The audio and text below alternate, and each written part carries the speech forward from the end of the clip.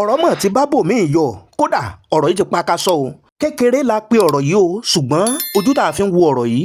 ó jù bẹ́ẹ̀ lọ o látàrí rògbòdìyàn tó ń lọ láàrin Lizzy Anjorin àti Portable Arranger ìyẹn tó jẹ́ àgbà òṣèré orí ìtàgé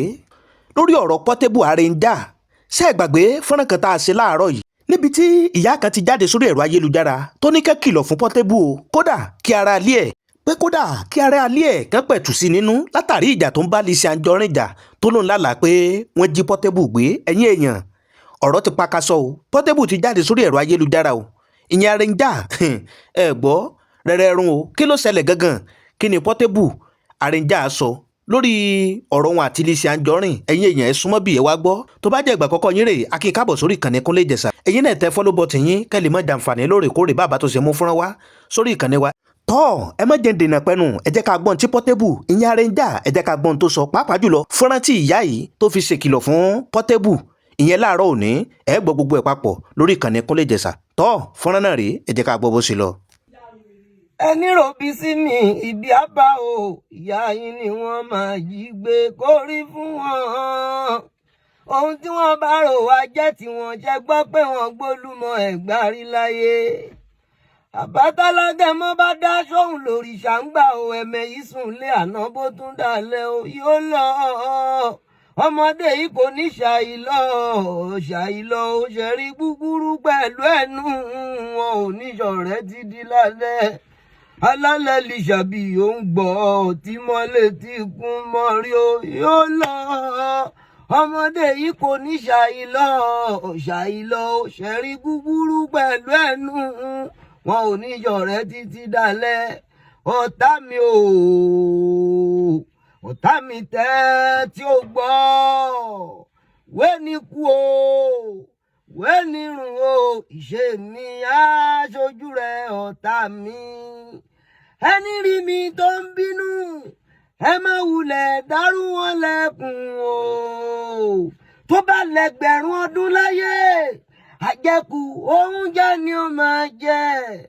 ẹ̀wù ìyá ẹ̀ ni ó máa wọ̀ ẹ̀wù ẹ̀gbọ́n ẹ̀ ni ó máa wọ̀ ẹ̀wù ọ̀rẹ́ ẹ̀ ni ó máa wọ̀ èpè kọ́ torí lẹ́tà tó kọ ló gbèsè o. eléyìí mọ̀ tó gbẹnu tán wọ́n ní kí Portable Arranger àti Lizzy Anjorin wọ́n ní kán lọ sọ́ra o látàrí tí wọ́n jọjọ́ ń fà láàrin ara wọn wọ́n nítorí n tó máa gbẹ̀yìn ẹ̀ wọ́n ní kò ní dá o ìyá yìí tú ọ̀pọ̀lọpọ̀ àwọn àṣírí o kódà àti àwọn ìṣíjú tó lóun rí lórí tí ó gbẹ̀yìn ìjà tí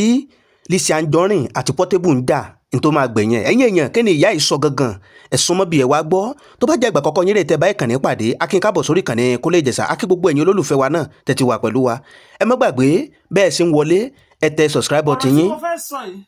Ọlọ́run rí wípé bó ṣe rí ni mo ṣe. ẹ subscribe ẹ like ẹ comment ẹ jọ gbogbo ẹ̀yin tẹ́ ń follow mi tẹ́ tó bí 5 million bó tiẹ̀ jẹ́ 1 million péré ẹ lọ subscribe. lápá àlàáfíà yín ẹ rí kíní kan bí aago báyìí ẹ tẹ òní ọmọ tán lólobó lóòrèkóòrè bàbá tó ṣe mú fúnra wá sórí ìkànnì Kúnlé Ìjẹ̀ṣà ẹ má wàá jẹ́ ń gbà yín lákòókò ẹ jẹ́ ká gbọ́ bí ìyá yìí bẹ́ẹ̀ ṣe yànnà náà rọ̀ látàrí rògbòdìyàn tó ń lọ lórí láàrin Portable Arranger àti Lizzy Anjorin fúnra náà rí ẹ jẹ́ ká gbọ́. Portable lásìkò tá a wà yìí ó jẹ́ ṣọ́ra lágbára Ọlọ́run ànípọ́wọ́ gbé nípa o èèyàn lè bí rẹ̀ kò sẹ́ni máa nírú ẹ̀ tó máa bẹ lọ́run pé kò kú o ẹni bá mọ ìyá Portable yìí ẹni àtàbáwọn ẹbí ẹ̀ kankan ẹ pè wọ́n ṣàkíyèsí kí Portable mọ ohun tó ń ṣe lásìkò yìí o ṣùgbọ́n tí mi ì bá fi parọ́ tó bá jẹ́ bó ṣe rí ni mo ṣe sọ Ọlọ́run kó dá mi láre o ní ọ̀sán yìí ó fẹ́ rẹ bọ́dì mi díẹ̀ mo wá wò pé kí n wọlé sùn so bí mo ṣe sùn nìyẹn oorun tí mo máa sùn mo wá lálàá àlá tí mo wá lá yẹn ó lọ sọ́dọ̀ Portable ìyẹn Arranger ṣé rí ẹni tó bá mọ Ìbàdàn dáadáa tó bá mọ Ọmí Àdìó ibì kan wà tán pé ní Ọmí Àdìó so a máa yà níbí kan ní Ọmí Àdìó wọ́n pè yànà yẹn Lábídògún a máa lọ so school kan wà lọ́nà yẹn tí wọ́n ń pè ní Ògúndélé Aláọ̀ school yẹn ni mo lọ ṣé ń gbọ́ mi ó dẹ̀ ti pẹ́ tí mo ti dé rí àyẹn kódà láti tó 35 years tí mo ti dé rí àyẹn bóyá 35 or 30 ṣá tí mo ti dán eré gbogbo bẹ̀yẹn nínú àlá yẹn mo rí ó bá dàbí pé kíláàsì kan nínú skul yẹn mo wá rí wọn gbé Portable síbẹ̀ bí wọ́n jí gbé bí àwọn ajínigbé jí gbé àtòun àti ìyàwó ẹ̀ wà lẹ́gbẹ̀ẹ́ kan àwọn kan náà wà tó jí gbé ń bẹ̀ ní ìmọ̀ bẹ́ẹ̀ mi gan tiẹ̀ ṣe wà bẹ́ẹ̀ nírúbẹ̀ yẹn tí ò bá ṣe pé àlágọ̀. Mo wá rí àwọn bíi tọ́ọ̀gì àwọn bíi gídígànkú yẹn wọ́n ti nà án gan, wọ́n láì dà ẹ̀ sí orí dẹ́sìkì rámọ àwọn dẹ́sìkì jọ̀hún tí a máa ń lò nígbà yẹn, ẹ̀yin tẹ́ bá á ti máa yé yín bẹ̀ yẹn, wọ́n wá láì dà ẹ̀ síbẹ̀. Ìkan bá ní mo kàn gbọ́ sí kan sọ̀rọ̀ ní èmi dúró ìwé wọ́n máa ń fi símẹ́ǹtì rẹ́ àwọn wájú skul yẹn lọ gba àwọn wájú kíláàsì lọ gbọ́ọ̀rọ̀ báyìí. So èmi dúró síbi iwájú kíláàsì kan lóbi símẹ́ǹtì yẹn ó fẹ̀yìn tí rin àwọn ẹni tó máa fi gbé àwọn kinní dúró tó máa fi gbé àwọn sílẹ̀ dúró níwájú kíláàsì yẹn ó ti máa yé yín bẹ́ẹ̀. So mo kàn gbọ́ tẹ́nìkan pariwo nínú àwọn bọ́ìsì yẹn pé ẹ bá mi yọ kórópọ̀n ẹ bá mi yọ kórópọ̀n mo nídìí kórópọ̀n kinní kan ni ìkànnàgbé àṣẹ fẹ́ tẹ̀ lọ́dà ni ìyẹn àrẹjà lágbára Ọlọ́run yẹ ò ní fojú sunkún èmi náà ní fojú sunkún àwọn ọmọ tèmi o àti gbogbo ẹ̀yin tẹ́ ń wò mí yìí o kátọ́fọ̀ ìkan ti tọwọ́ bọ̀ ní abẹ́ bí wọ́n fẹ́ yọ nǹkan ọmọkùnrin. So bó ṣe tọwọ́ bọ̀ lábẹ́ báyìí èmi kàn sáré gbójú ẹmọ kéèyàn sáré yí ẹ̀yìn báyìí pé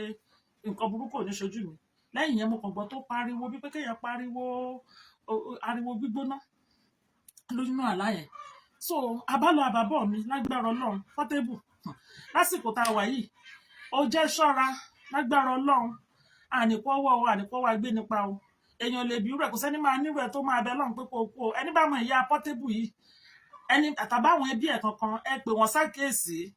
kí Portable mọ ohun tó ń ṣe lásìkò yìí o. Ṣùgbọ́n tó jẹ́ kó kan Sister Lizzy ní inú àlá yẹn náà ni mo wá ti ń rò nínú ọkàn ní inú àlá yẹn ni mo sọ ẹ bá ń farabalẹ̀ gbọ́ fídíò yìí o. Mo wá rò pé àṣekù dẹ̀ ṣe pé mi ìbáyọ̀ sọ mò ń rò nínú ọkàn bí mo ṣe dúró yẹn má ṣe ń ṣe gbogbo nǹkan yẹn pé bí ẹnu ò ní jẹ́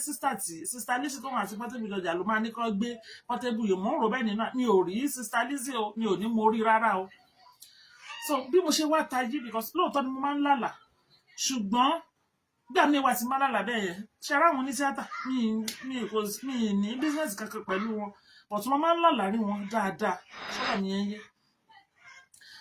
Sister Lizzy tó bá ṣe fídíò wọ́n á gbé fídíò Sister Lizzy wá sí FIP mi èmi ò sóò dúró gbọ́ lọ́dún bá ti gbọ́ wọn ti ń ṣe pé ifun kó má jẹ́ Sister Lizzy kó bá jẹ́ lómi bá ti jẹ́ tẹ́lẹ̀ pèdé mo máa tró ni sọ́dọ̀ mi yẹn yé. Portable náà kẹ̀ nìyí mi ò kódà mi ò mi lè sọ pé bóyá mo lálàá rírí àbí nǹkan kan kí n ṣáà má fa ọ̀rọ̀ gùn ṣá bí mo ṣe wá tají tí mo lajú báyìí mọ́ ọ̀gbà irú aláwo ni ilé mo dẹ̀ wá rántí kílíálẹ̀ ni mo rántí. Ṣé wá nígbà tí mo jí tó jẹ́ kí n padà ṣe fídíò yìí ni mi ò fẹ́ lè mo kàn sáré faṣọ kan sọ́rùn nítorí mi ò wọ sọ́nà tí mo fẹ́ láì dà. Ìgbà tí mo wá tají bí ẹ̀mí yẹn ṣe sọ fún mi lẹ́yìn tí mo tají nìyẹn pé tí nǹkan kan bá ṣe bọ̀bọ̀ tán pè lárẹjà yìí suspect àkọ́kọ́ Sister Lizzy ni o òun náà máa pariwo pò fi nǹkan ṣe o. Ìyẹn ni kẹ́ ẹ bá mi táàgì woman yẹn náà ìyẹn Sister Lizzy yẹn ó bẹ́tà ìjà táwọn méjèèjì ń jà tí ò bá sí àwọn àgbààgbà òṣèré tán lè bá wọn yanjú ẹ̀ torí ó máa ń yà mí lẹ́nu tá a bá ráwọn tán ń jà nínú wọn bẹ́ẹ̀ yẹn tí ò kì í sí àwọn àgbàlagbà òṣèré kankan tán lè pè wọ́n sákìísí àbí nǹkan kan bóyá wọn dẹ̀ kì í gbọ́ sí wọn lẹ́nu ni kò kàn mí àjọ ní bísínẹ́sì kankan. So ó bẹ́tà káwọn méjèèjì pààrọ̀ àtọ̀dọ̀fínú wọn kán tètè stọ́ọ̀pù ìjà wèrè tàn ń jà o. Nǹkan tí mo rí ni mo wá sọ yìí o ìgbéni fẹ́nita èmi ò ń ṣe wòlíì n ò ń ṣe pásítọ̀ n ò ń ṣe nǹkan kan ojoojúmọ́ mo máa ń sọ ṣùgbọ́n ní ọ̀pọ̀ ọgbà tí n bá rí nǹkan bẹ́ẹ̀ yẹn tó bá jẹ́ nǹkan gidi ni lẹ́sẹ̀kẹsẹ̀ náà ni mo ti máa gbọ́ létí mi pé kìíní ìrìlẹ̀ o tí n bá lálà tí ó bá jálà lásán wàláhì lẹ́sẹ̀kẹsẹ̀ náà ni wọ́n máa sọ fún mi pé àlà lásán ni bó ṣe rí ni mo ṣe sẹ́mu pọ́lọ́ oníkálukú lọ́lọ́run fún lẹ́bù tẹ̀ nílùú gbàdé ayé o ẹni bá mọ màmá yẹn màmá àgbàlagbà wọn ní sunkún alẹ́ o ẹ tètè sọ fún wọn kọ́ pa ọmọ wọn sákèsì káwọn fà létí ẹ̀yìn kò jẹ́ bó ṣe já o. ẹ subscribe ẹ like ẹ comment ẹ jọ gbogbo ẹ̀yin tẹ́ ń follow mi tẹ́ tó bí 5 million bó tiẹ̀ jẹ́ 1 million péré ẹ lọ subscribe. àtàwọn fáǹsì àǹtí Lizzy Anjorin àti ti Portable wọn ní kẹ́ lọ ṣe pẹ̀lẹ́ o kẹ́ ṣe mẹ̀dọ̀ kẹ́ jẹ́ kógun ó mí kẹ́ jẹ́ kógun ó sinmi kálàáfíà lè wà torí n tó máa gbẹ̀yìn ẹ̀ náà ni gbogbo wa ti gbọ́n. tọ́ ẹ̀yin èèyàn ẹ má wàá jẹ́ gbà yín lákòókò ẹ tún wá lọ gbọ́ fọ́nrán yìí látàrí tí ìyá yìí sọ ẹ jẹ́ ká tọ́jọ́ gbọ́ kẹ́ gbọ́n tí arábìnrin yìí sọ lórí fọ́nrán tí wọ́n ṣe lórí ọ̀rọ̀ Portable arẹnjà àti Lizzy Anjorin náà ni ẹ jẹ́ ká gbọ́ ẹ má jẹ́ gbèdénà pẹ́nu ẹ wò ó bẹ́ẹ̀ ṣe ń gbọ́ fọ́nrán yìí ntẹ́yìn náà bá nílé ròǹgbà tẹ́ fẹ́ sọ ẹ jẹ́ ká máa gbọ́ èròǹgbà yín lábẹ́ kọ́mẹ̀ntì wa kẹ́ má sì gbàgbé kẹ́ kẹ́ máa tẹ follow button yín ìyẹn subscribe button kẹ́ lè máa jàǹfààní lóòrèkóòrè lórí ìkànnì Kúnlé Ìjẹ̀ṣà. Ẹ káàsán, ọ̀rọ̀ kan ni mo sáré wá address. Ọ̀rọ̀ yẹn mo dẹ̀ ti máa ń gbọ́ tipẹ́, mo tuntun gbọ́ lénìí ló jẹ́ kí n wá address ọ̀rọ̀ yẹn. Ṣé rí ẹ̀yin ta owó yíyan, ẹ̀yin ti side owó yíyan. Ẹ lè má nífẹ̀ẹ́ owó yíyan naturally torí pé ẹ mọ̀ pé ẹni ibi ni, but just because olófo ní ẹ̀ẹ́dẹ̀ boríire wáyé, òun ló mú yín support owó yíyan. Ológo làwa tó ń ṣe àbúrò ológo làwa ṣe nífẹ̀ẹ́ Lizzy Anjorin, Dr. Chief Mrs. Lizzy Anjorin làwa. Lórí bíbáyìí lọ́dọ̀ àwọn warriors, naturally love, genuine love, legit love, in fact 100% organic love lálísà kọ̀kẹ́ ń bí.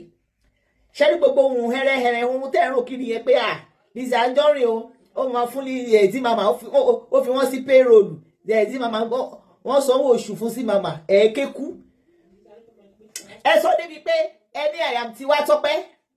ó léwó oṣù tí mò ń fún láti wá máa defend Alákànkẹ́ ẹ fẹ́ gbókú. Ṣé rí níbí báyìí lọ́dọ̀ Ilémẹ̀ṣọ́ 100% love fún ní lẹ́sẹ̀ ní pẹ́ẹ́nìtì tí Ilémẹ̀ṣọ́ bá gbélẹ̀ wọ́n bá wọn rà, ẹ̀yin táwọn yíyan lẹ̀ ń bá wọ́n yíyan rajà ẹ̀ torí pé ẹ mọ̀ pé olófo ni, olófo dẹ̀lẹ̀ yín ẹ wà alájì àbí alẹ́jìkì àbí alẹ́jì láti bá olóríire ṣe, òun ni ìwájọ wà lọ́rẹ́ ṣe jọ̀rẹ́ yín. Ẹ wo lérí burúkú ewúrẹ́ gẹmọ ó tó ṣì gẹmọ. Ẹ wo bẹ ṣe ráhùn gbárùkùtì torí pé olóṣì ni, torí pé olófo ni, kálẹ̀ tó ní lárí tàdáwọ́ lè yọrí sí rere. Ṣé mọ̀ pé ẹ̀ ní dà lọ gbùrùgbùrù tẹ́ ẹ̀ ń sọ pé òun ìní kó máa kọrin fún yín lásìkò tó lórí burúkú ètò ṣe ẹ̀gẹ́mọ ewúrẹ́ gẹmọ ẹ̀ tí wọ́n ń kọrin èlò ló ti bọ́ sí àkáǹtì yín o, oríire mélòó ló ti fi wá yín kàn. Èèyàn aláyé bàjẹ́ akóṣìbérò torí pé wọn wà nífẹ̀ẹ́ yín genuinely. Wọ́n fi tí màmá sórí payroll ni o, ó ń gbowó lóṣù ni. Bàbá yín ló sọ fún mi. Ṣebí yàrá ìyapọ̀ nípa bàbá ńlá kú bàbá yín, òun ló bá Ilémẹ̀ṣọ́ sanwó oṣù fún ni. Bí ènìyàn kọ́ lọ́lọ́run ṣe rí, ẹ̀yin ti bìlífù pé support tẹ́yìn support àwọn èèyàn orí payroll lọ́ fi yín sí, lọ́dọ̀ tàwọn àbí kò sẹ́ tó fi wá sí payroll. Ìfẹ́ ni adẹ̀dúró tọmọ ológo nìyẹn, Ọlọ́run á dẹ̀ jẹ́ kí gbogbo wa rí ògo lò, kárí ògo dalẹ̀. Ẹ̀yin ni kẹ́ máa wí bẹ́ẹ̀ kiri, kẹ́ máa ṣòṣì kiri òṣìrata márayọ̀. Wọ́n fi wọ́n sí payroll, Lizzy Anjorin sanwó oṣù fún mi. Ẹ wá gba tiẹ̀ bẹ́ẹ̀ tó bá easy ni wọ́n náà apply. Káàkùlù fún yẹn ní ṣe gbangba tí rí dìgbà. Ẹ̀yin olórí burúkú èyí ni wọ́n ní káwé yan gbórí gbígbẹ wáyé kó má ra àwọn èèyàn support ẹ̀jẹ̀ ní ulì, ó gbẹ torítorí, ó gbẹ tẹnutẹnu, ó gbẹ tipárì àtẹ̀yìn supporters ẹ̀ náà ìkan gbé kan bí òun jàǹgó. Ẹ̀yin tẹ́ pé ti pa Tákànkẹ́ ti fi èpè pa kádàrá mọ́ yín lára. Ní bọ́nú ẹ̀ inú ilé ìtẹ́kọ́ sí máa tòṣìmọ́ṣì ni. Wọ́n máa sọ pé èèyàn máa kọ́lé mọ́lé ralẹ̀ mọ́lẹ̀, ẹ̀yin máa tòṣìmọ́ṣì ni bí òun lórí gbígbẹ tó kó yín jọ. Ní ṣe gbangba tírí dìgbà káàkùlù fún yín, ní kú síbi táṣọ yín gbé wà. Níbí báyìí 100% organic love fún Alákànkẹ́ gara bẹ́ẹ̀ bá máa kú lẹ́kù. Ẹ̀yin yẹn wá káàkiri gbogbo àgbáláyé eléyìí la tún ní ká tó mọ́ wá sí etí gbọ́ ẹ̀yin olólùfẹ́ Kúnlé Ìjẹ̀ṣà. Ntẹ́yìn náà bá nílérò ń gbà látàrí fọ́nrán tẹ́ ti gbọ́ bí ìyá ìṣe ṣàlàyé lórí rògbòdìyàn tó ń lọ gbọ́nmi sí omi òtó tó ń lọ láàrin Portable Arranger àti Sister Lizzy Anjorin bí wọ́n ṣe sọ̀rọ̀ yìí. Ẹ jẹ́ ká máa gbọ́ èròǹgbà yín lábẹ́ kọ́mẹ́ǹtì wa. A fi àkókò yìí a kí gbogbo ẹ̀yin olólùfẹ́ Kúnlé Ìjẹ̀ṣà káàkiri gbogbo àgbáláyé bí tẹ́ ti láǹfààní àtòrí ọ̀fẹ́ tẹ́ ti ń gbọ́ wa tẹ́ ti ń wò wá. Lágbára Ọlọ́run Elédùmarè ojú tẹ́ fi ń wò wá, ojú náà ò ní fọ́, etí tẹ́ fi ń gbọ́ wa, etí náà ò ní di. Oréré létí gbogbo wa ò mọ̀ gbọ́ o. Ẹ wo ibi tá a fi àdàgbà ètò ìsọlẹ̀ sí rè bó bá tó ṣe ń lọ àtọmọ mú wa lọ́lọ́kọ̀ òjọ̀kan sórí ìkànnì wa fún àǹfààní ẹ̀yin olólùfẹ́ wa. Ẹ má gbàgbé ẹ tẹ subscribe button yín kẹ́ lè má jàǹfààní lóòrèkóòrè lórí ìkànnì. Àdúrà wa sí gbogbo ẹ̀yin olólùfẹ́ Kúnlé Ìjẹ̀ṣà ni pé orí wa ò ní gbàbọ̀dé o, àní tẹ́nítìkà, àní ṣìṣe o, níta dáwọ́lé tó sọ wá dèrò ẹ̀wọ̀n àní bá wọn ṣe o. Ire báyìí lójú owó rí, ire lójú ọlá rí, ire lójú gbogbo wa mọ̀ rí o. Ìpàdé wa bí oyin ó dàbọ̀.